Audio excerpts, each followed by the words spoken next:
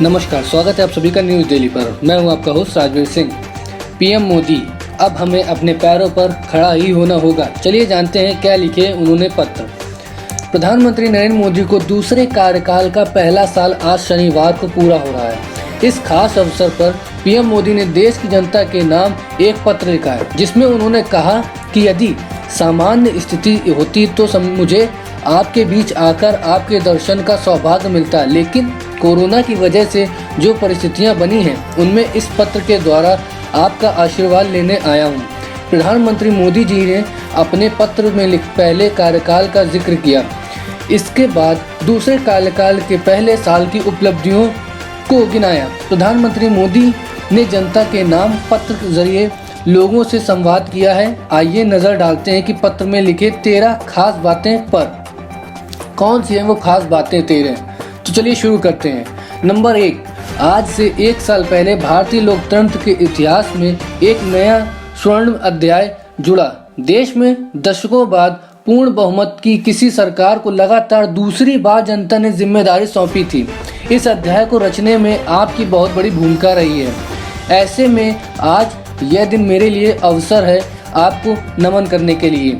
दूसरा, 2014 में जनता ने देश में एक बड़े परिवर्तन के लिए वोट किया था। देश की नीति और रीति बदलने के लिए वोट किया था।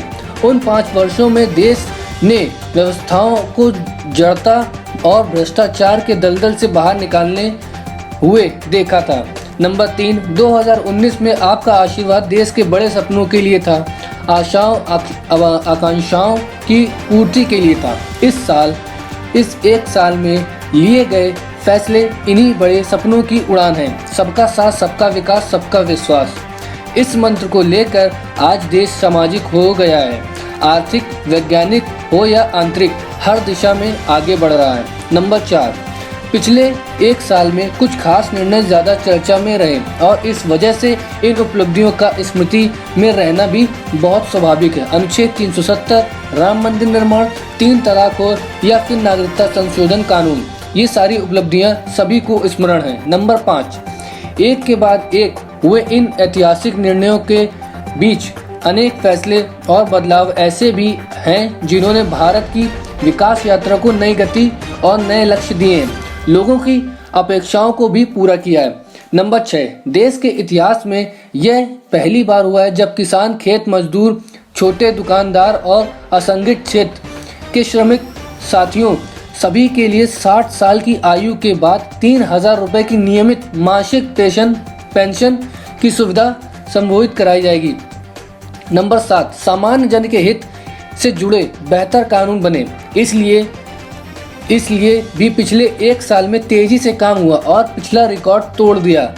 यही कारण है कि कंज्यूमर प्रोटेक्शन एक्ट हो, चिट फंड कानून में संशोधन हो, दिव्यांगों, महिलाओं और बच्चों को अधिक सुरक्षा देने वाले कानून हो, ये सब तेजी से बन पाए हैं। नंबर 8, हम तेजी गति से आगे बढ़ रहे थे कि कोरोना महामारी ने भारत को भी घेर लिया। कई लोगों ने आशंका जताई थी कि जब कोरोना भारत पर हमला करेगा तो भारत पूरी दुनिया के लिए संकट बन जाएगा, लेकिन आज आपने भारत को देखने का नजरिया बदल लिया होगा।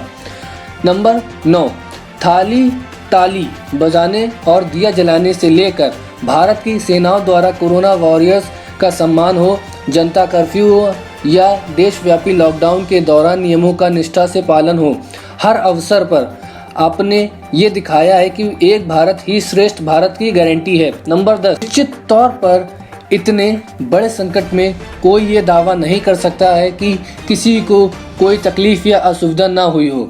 श्रमिक, प्रवासी मजदूर, भाई बहन, छोटे छोटे उद्योगों में काम करने वाले कारीगर, पटरी पर सामान बेचने वाले आदि लोगों ने असीमित कष्ट सहा है।